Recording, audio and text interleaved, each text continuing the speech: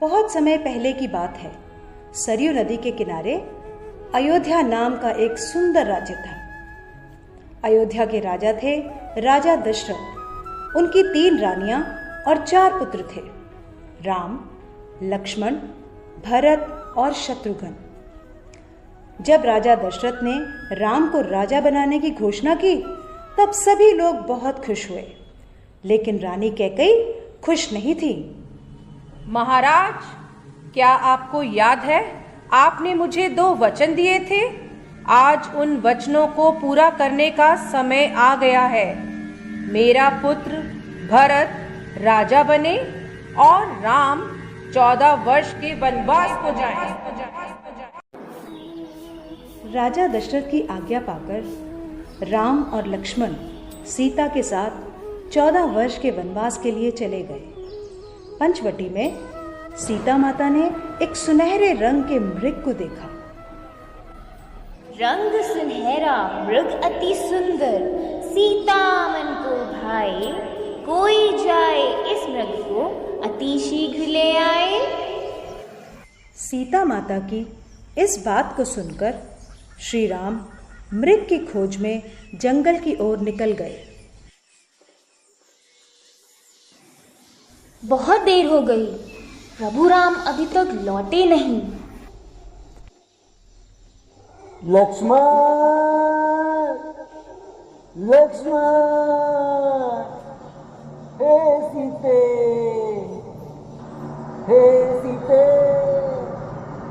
लक्ष्मण, लक्ष्मण देखो, प्रभु तुम्हें अपनी सहायता के लिए पुकार रहे हैं। हे माते, ये मुझे किसी मायावी शक्ति का कार्य लग रहा है। आप चिंतित ना हो, भैया जल्दी घर लौट आएंगे। नहीं लक्ष्मण, मेरी आज्ञा का पालन करो। जाओ, प्रभु को तुम्हारी सहायता की आवश्यकता है। ठीक है माते, किंतु आप इस लक्ष्मण रेखा को पार नहीं करना। रावण को ज्ञान था कि वो लक्ष्मण रेखा को पार नहीं कर पाएगा, इसलिए उसने साधु बनने का ढोंग रचा और सीता माता को उठाकर ले गया। भिक्षाम देहि, भिक्षाम देहि। हे मुनिवर, भिक्षा स्वीकार कीजिए। हे देवी, एक साधु का इतना अनादर, घर के द्वार से ही भिक्षा देकर भेजना चाहती हो? जाओ, नहीं चाहिए तुम्हारी भिक्षा। नहीं नहीं मुनिवर, रुकिए, मैं आती हूँ।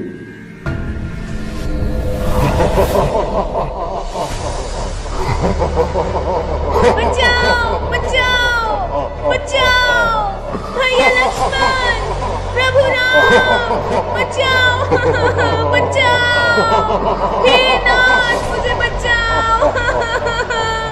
यह धर्मी पापी रावण मुझे उठाकर ले जा रहा है, बचाओ। राम और लक्ष्मण सीता माता को कुटिया में ना पाकर बहुत चिंतित हुए और उनकी खोज में निकल गए।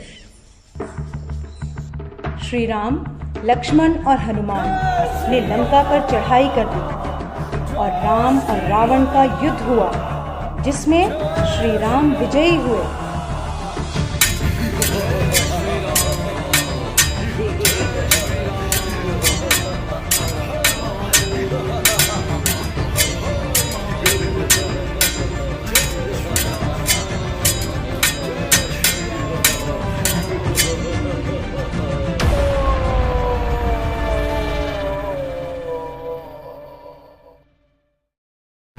इसलिए इस दिन को विजयदशमी कहा जाता है। यह त्योहार बुराई पर अच्छाई की जीत का प्रतीक माना जाता है।